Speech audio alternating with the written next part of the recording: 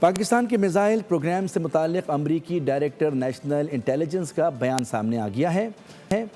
پاکستان نے missile programme کو ممکنہ خطرہ قرار دینے کا دعویٰ مسترد کر دیا ہے۔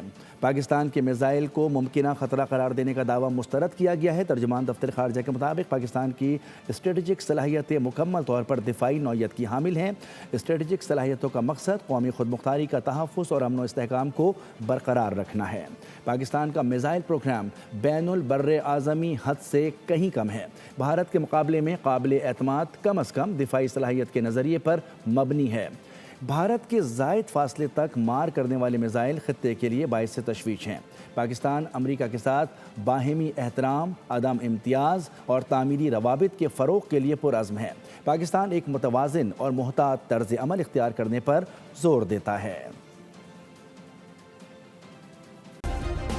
سبسکرائب کریں اور بیل دبائیں تاکہ کوئی خبر رہ نہ جائے۔